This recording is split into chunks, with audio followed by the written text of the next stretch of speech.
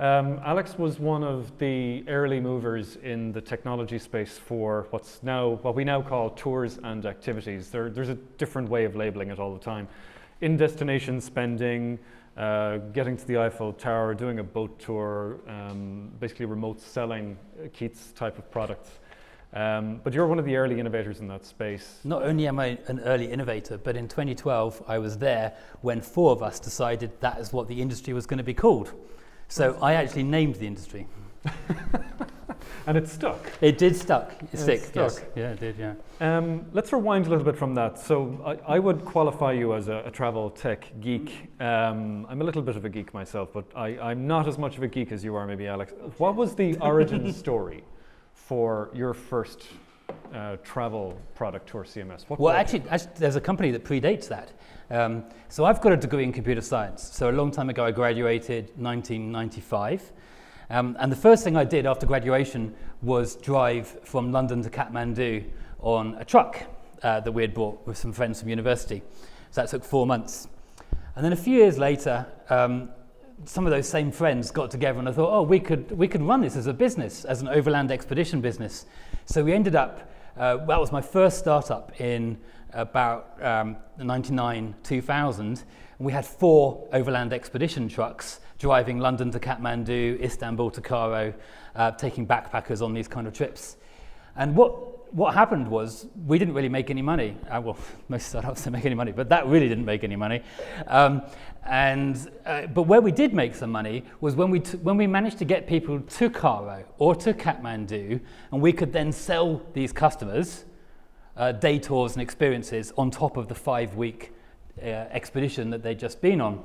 So I really got into selling day tours then. And because I had a degree in computer science, I thought, I can actually build a system to sell this. And so I thought, okay, let's just spend a few weekends writing some code. And of course, those few weekends turned into 15 years of hell of running Tour CMS, which was the earliest reservation platform for tours and activities. So it really started out as just doing it because I knew how to write code and I needed something to sell stuff online. I mean, that business itself wasn't massively innovative in terms of technology or anything, but we were described at the time as the first UK tour operator to go brochureless. And the truth of it was we didn't have any money to have a brochure. So we were in 2000, we were just trading online, no brochures. And that was, we started from that. So that was kind of, I guess that was innovative in its own way, but that was sort of innovation number 1. And then Tour CMS continued. We gained more and more multi-day kind of tour companies and a few day tour companies. And really, I was the early developer, writing all the code. And then eventually, sort of a few years later, forward wind 12 years, in 2012, Greyline, the largest sightseeing company in the world, decided to move their 100 businesses onto our platform. And at that point, we were sort of the largest tours and activities distribution platform globally, which seems quite a sort of a step forward from spending a couple of weekends writing some code to sell a few things in Cairo. There was kind of a native platform there. You had built this excursion business that you needed to sell the in-destination bit. So you had this kind of launch platform for making your first dollar, basically. It was, the platforms that I looked at the time, this is really going back in history, was a platform called OS Commerce. I don't know if anyone's going to remember that. And that was a shopping cart tool that you installed onto web servers. So we originally wrote Tour CMS as a bit of software that you could put onto your own web servers. But then in 2007, we transitioned it to being software as a service. So we had it all centrally hosted, which made tech a lot easier to run the tech, but also a lot harder because you were then suddenly responsible for, we were doing $250 million a year bookings, and it was me writing all the code. So we have to think of this as being the kind of the wild west of the travel internet that you were starting out in. There wasn't really, you described it first as a product that was a SaaS product. This was never heard of before. Were people seeking you out back then, or was this something that you had to go and bang on doors and say, do you need a booking platform? Well, I described it as toothbrushes because everyone needed something to sell everyone needed a reservation system in some kind. So yes, people, tour companies seeked us out to say we need a system, and that was okay. We managed to get quite a lot of traction on that. But fundamentally, our traction came from countries that did not have their own software local superstars. So, for example, we were doing very well in the Pacific Islands, in Kathmandu, and in other places that really didn't have their local software companies. But we had no foothold in New Zealand, Hawaii, USA, because if you were a USA tour operator, you'd go to a USA software company. So we just couldn't get into it. Was it the fact that there were local providers, or was it tied to the DMOs in those markets? Was there that level of? Well, initially, it was certainly in the UK market. It was this horrible thing called view data, which was something that people used to use to connect to high street travel agents. So every country had their version of that. So you would end up being a national software provider just purely because you needed to get into the national networks of travel agents. So no one was globalized. Everyone was, so-and-so country's best, but not global. How long was it before you had a copycat? So it was us and Resgo in 2007. And then most of the copycats came in about 2012 in tours and activities.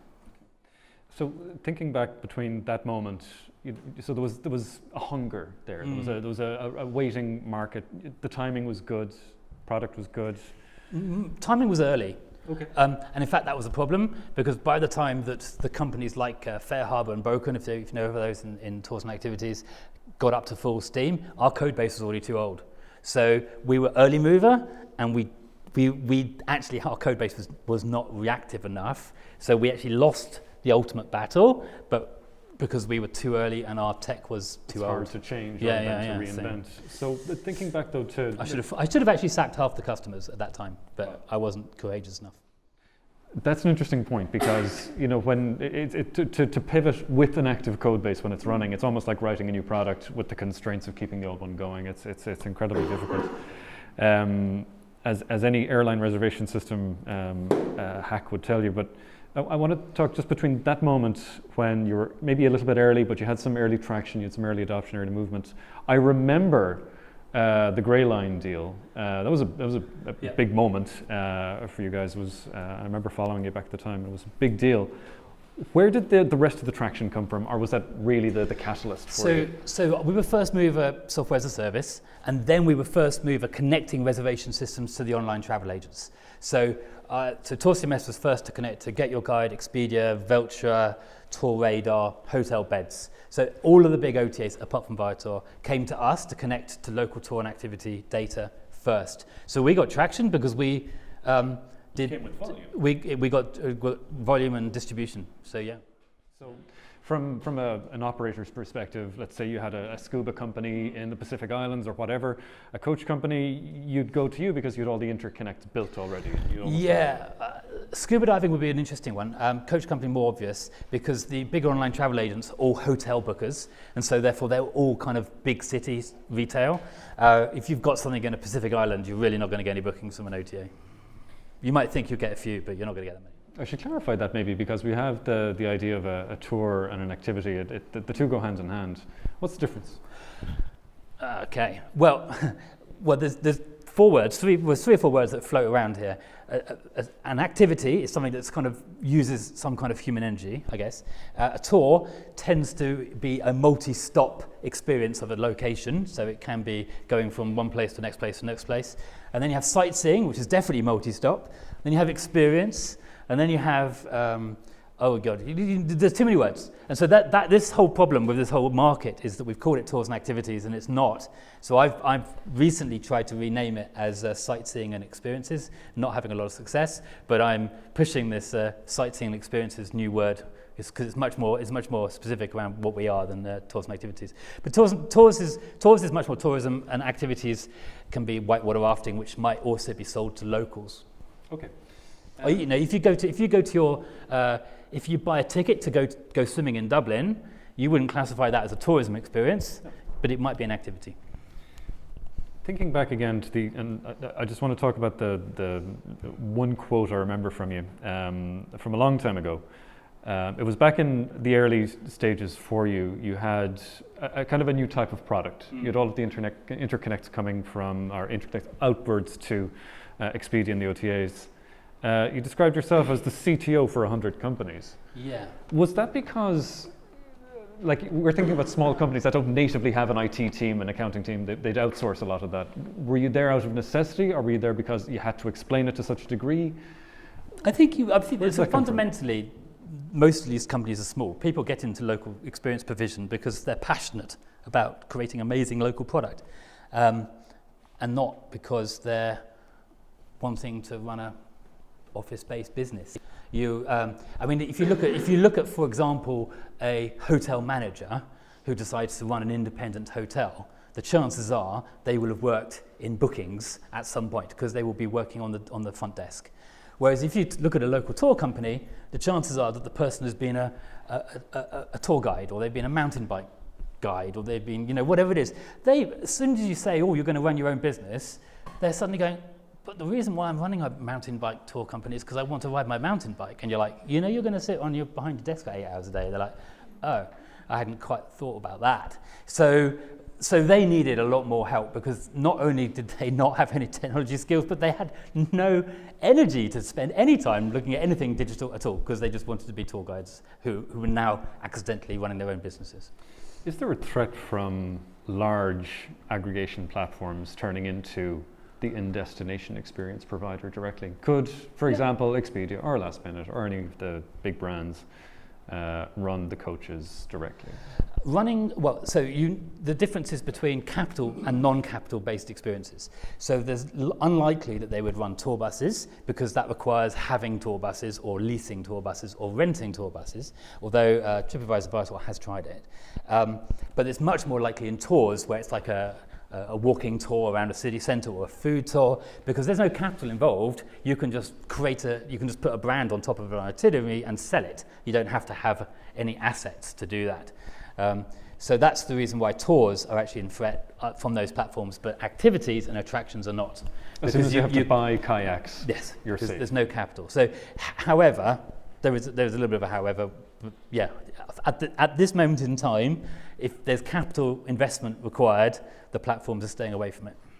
I want to talk about the end of your journey with Tour CMS. It's still an operating business. Yep. I think Keith is a user of Tour CMS It's actually the world's largest platform still. Wow. Now. Can you talk a little bit about the numbers around the time that you sold? It was around 2015 that you sold the business. End of 2015, so it's just coming up to 4 years now. Wow, congratulations, by the way. You were an exited entrepreneur. What was the scale of the business at that stage? So we were doing $250 million a year bookings, which at the time was the largest. I mean, people like Fair Harbour, Boken, quite well known, but Fair Harbour's recently exited to Booking Holdings, Boken to TripAdvisor. They've got around those numbers, or maybe less. But at that time, 2015, we were the largest. Wow. You did it all without a major debt story in the business. Yeah. And I think that's kind of incredible. So when I sold, I still had 97% equity. Wow. And that's mainly from being a sole founder, a sole technology founder. The thing that I'm struggling with, Alex, and this makes up for the second part of the conversation, really, but you exited to Palaces, Swiss company, and at that point, it's pretty much done for you in Tour CMS. You had the earn-out. What was day one like after Tour CMS? Day one was jumping on a plane to Las Vegas, because I had to go to Las Vegas and deliver a project for 6 months. Okay. So I kept on doing that, but that was one of the most interesting projects to be done. And I thought, okay, I'm going to have to keep working for Tour CMS. Let's at least go and do something interesting. But the wheel, I think the wheel was still turning. You had this kind of, I think it's common to a real technologist that you'll keep sticking with technology. You'll keep looking at something new. Well, the next business I tried setting up afterwards was a food discovery app. So I thought, okay, I built an app, food discovery. But one of the things that I realized about that was it was a marketing problem, not a technology problem. And I soon realized that actually I'm a technologist, not a marketer. So I decided very quickly that I wasn't. I built the app and it was fine. But I was like, okay, how are we going to scale that? Can't scale it. This is a marketing problem, and I'm a technologist. You were still going. Yeah. But there was an opportunity kind of sitting there It's, and I can only describe it as a moonshot, Alex. Food wasn't enough. You decided to take a look at self-driving tours. Where did that come from? Okay, so I thought, okay, so one of the things we did with Tours CMS was we were very, very early to the market. And in fact, I'd spent 5 years going around to travel industry conferences, a bit like this evening, describing that online travel agents should connect to reservation platforms. And 5 years, the door was shut in my face. Everyone said, no, we'll just continue sending Excel spreadsheets to everyone. I'm like, oh, whatever, you know. Excel hasn't gone away. So I was like, yeah, okay. So I was like, okay, if this is what you really want to do, that's what you can do. So I thought, okay, well that worked. So I thought, okay, well what's the next thing that's going to come in 5-10 years time? And I put it down to 3 things. So one was blockchain, one was augmented reality, virtual reality, and the other was self-driving cars. And so I looked at blockchain, I went to a few blockchain conferences, and thought, what the heck is going on here? I have no idea what anyone's talking about. And I thought, I do not want to spend the next 5 years talking about this. And then I looked at augmented reality, virtual reality, and I thought, well, this is a content problem. I'm not really a content kind of a person. I'm not like an editorial kind of person. I think this is a content problem. It's not really kind of me. And I looked at autonomous cars, I thought, right, that's it. So I thought, right, I'm going to be happy spending the next 10 years of my life talking about autonomous cars. That sounds more fun. Even though I go to car conferences, I have got no idea what anyone's talking about when it comes to cars, but that's another issue. It's just the next thing. So if you create the list of what are the things that will fundamentally change the sightseeing industry over the next 5-10 years, it will be those 3 things. And so I just chose it by default. You've gone, now, I don't know how much of this you want to talk about, but I know we've chatted privately about it. How far into self-driving have you gone? Yeah, so we've got 3 products. So the first product is you will get into an Uber autonomous car and take a Marriott branded experience, i.e. we're putting the travel brand on top of the vehicle brand. And so that enables, just now we were talking about in-flight experiences. Well, the difference between the in-flight experience that you could sell as from being sat in your seat on the aeroplane, and what we can do is that we can deliver an on-the-ground experience in that airline brand in an Uber autonomous vehicle. So that's product 1, which I think will be interesting for hotels and airlines to put their brand out.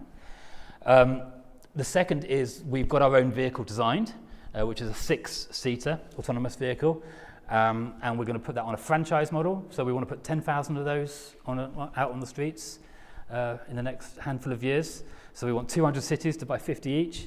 And that will deliver a sightseeing experience. That effectively replaces the hop-on, hop-off bus. So companies like City Sightseeing that have got 3,000 or 4,000, you can be a franchisee, I'll give you a good deal. Companies like City Sightseeing got 3,000 or 4,000 vehicles. Greyline have got about 3,000 or 4,000 hop-on, hop-off buses. You think a hop-on, hop-off bus will be replaced by 3 or 4 6-seaters. So that's our product number 2, is our own vehicle, which we'll franchise. And then product 3, because autonomous vehicles is a little bit science fiction, although I call it science fact, but everyone else calls it science fiction. But anyway, it has a Jetsons it has quality, a little bit of. You know. Well, it's called the giggle factor. When someone first talk about it, everyone's first reaction is to giggle. At which point you're like, no one's really taking me seriously. So you're like, okay, that's called the giggle factor. So we have a very high giggle factor with autonomous vehicles.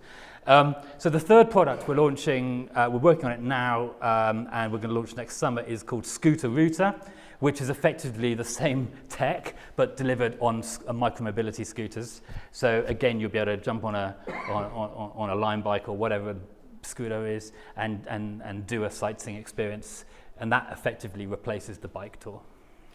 So I can imagine, I'm going to start at the third one and work my way through them. The scooter project, are we talking about literally you have a Lime anyway, or is it your brand of bike? And no, I don't want any hardware. So effectively that product evolves to become getting an Uber and take a Marriott branded experience. Now you'll be able to get on a scooter and take a Marriott branded experience, although because it's a lower price product, it might be more likely to be a Ryanair product than a Marriott products, but that's kind of how that works. So are we talking about, is this something that a customer or punter would take their own iPhone to, Yes. dock it? Yes. And it is effectively, is it your brand or the Marriott brand, whatever, your brand of scooter, or is it No, just it's not any our old? scooter, it's just all these scooter companies. Okay. So in that model, we look at ourselves as being YouTube. So when you watch a video on YouTube, you're watching it on YouTube, but you also know the channel that you're watching, and we are that model. So you're using us, but actually it's not our brand that's important. The brand that's important is the travel brand or the DMO brand. So apart from the commercials, it is still very much a software model. You bring the content to the screen for use on the screen. That's the fundamental difference between sightseeing for the last 100 years and sightseeing for the next 100 years, is that we're shifting from being a hardware problem to a software problem. So hardware used to be buses, and now it's all software. Now it's all creating experiences and delivering experiences using software. Are you thinking of it, are you positioning this more as a platform, or are you going to be a content business because of what has to happen? Obviously you have to arrange it for the first couple of... Both. We're both. Okay. So we've got several deals already lined up, and some of which are active. We're taking bookings today with real customers, real money. And they are, we're a travel agent. Technically, we're a travel agent. We're a technology platform, but we replaced the tour operator. So we're kind of a whole new breed. Okay, and I think it gets very exciting once you talk, it's a software problem, and that means you can expand into all sorts of different channels and markets and creators, and there's something quite sexy about that. It's nice and tight. You can deliver that quickly and get up and running soon. I'm going to finish, by the way, of the trio. I'm going to finish on the toughest of them, the one where you're building cars. That's kind of cool, right? But let's talk about the Uber-style Marriott thing first. I'm thinking it's going to be one of the, if I could call it, off-the-shelf self-driving cars, like the Volvo one with a ton of LiDAR and cameras on it, and you're plugging into that again. It seems like a software play. Is that still it would be nice to be incorporated within those vehicles, but we expect that independent app developers will also be able to build apps onto phones that people will carry, that will communicate with the car. So we don't have to do deals with vehicle platforms. We can do deals with independent app developers. And not to go too technical into it though, but you're not at the CAN bus level of the car at that stage. You're still very much an app that lives in a car environment. It depends what deals we do. Okay. But we could be. It's still very much work in progress though.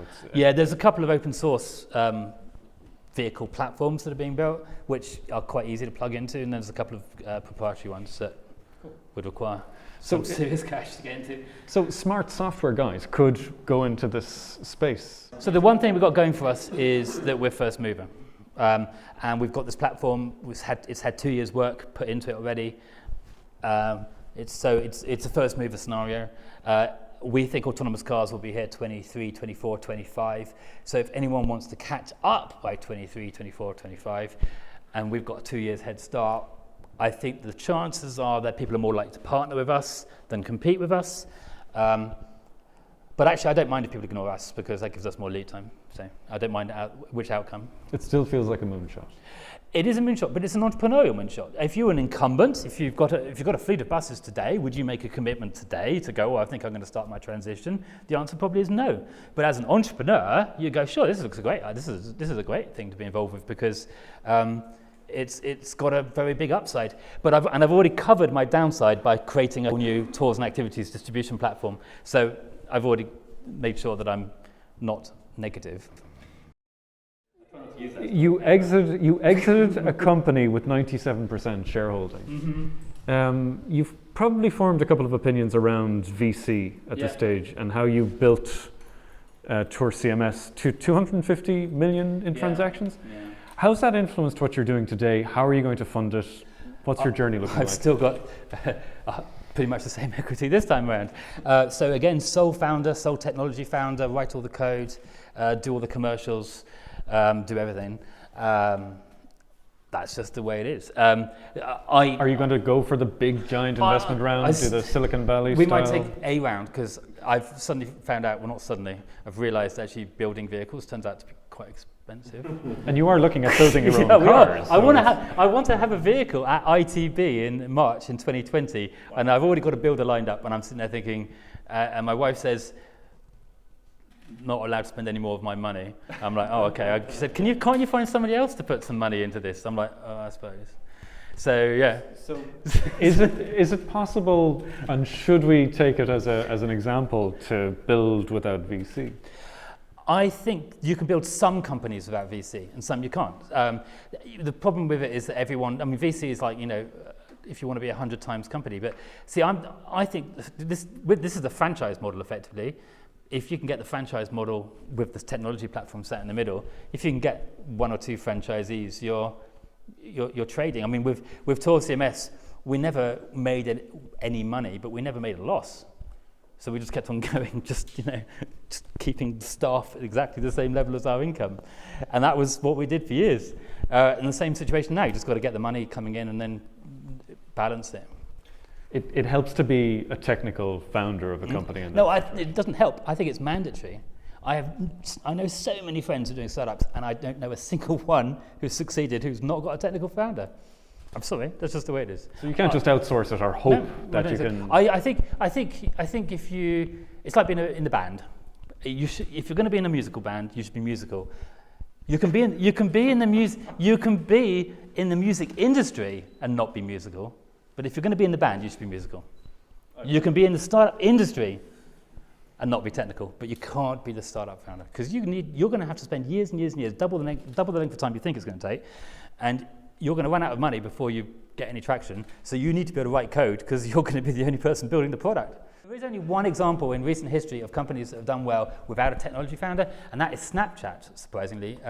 And that's quite interesting as an example. But Airbnb came at it because they went very design strong, and that was because they were all designers. So they're very design. They won on design, fine, but they still managed to get their tech done. But the design was theirs, and they were like, that's their thing. But those are the sort of one-offs. If you're talking about general startups, and remember, 80% of startups fail. 80. Then I think you should be tech. I'm sorry, you've got to be a tech founder. You're a tech founder. I'm a tech founder. Yeah. Gareth from Skyscanner, a tech founder. Yeah, as well, so. Everyone should be a tech founder. I'm sorry, but that's just the way it is. So whether you have a great term sheet or a great cap table, or you're great at code, that's the recipe for travel tech. I think, well, I'll give you an example because I know everyone's sort of wanting to go to the bar. I'll be in the bar. So here's an example. When I landed the deal with Expedia, for example, I went into a room and they had their top industry person from every single market in this room, and it was at 8:30 in the morning, this meeting in Las Vegas. And I was like, oh goodness, during their annual conference. And they had head of Asia, head of wherever, head of here, and they said, right, Alex, you've got 30 minutes. Tell us why you should be the first reservation system that we should ever connect to in tours and activity space. And like, 8:30 in the morning after a night in Las Vegas is not the question you really wanted, but I was like, oh God, But the point was that I gave them an answer, they asked me questions, and I gave them answers, they asked me questions, I gave them answers, and we were selected as the first reservation system they were going to connect to. The other founders of reservation systems had put people into that same meeting because they were asking a few companies, and the answers that they had been giving were, I'll go and talk to my technology team, I'll come back to you in 24 hours. And that did not get the deal. I gave them the answers there and then, said, well, that will take 2 weeks, that will take 6 weeks, suppliers won't do this, suppliers will do that. I got the deal done. And that is what that's just those, it's on those moments that companies live or fail. And it's on those moments that if you're not tech and you say, oh, I'll talk to my tech team and I'll come back to you in 24 hours, it's those moments when you lose. Do you think that you're not a car guy? Do you think that you might be falling into that trap doing this? Yeah, all the startup companies at car conferences have all got PhDs in cars. I'm like, how can you be a doctor in cars?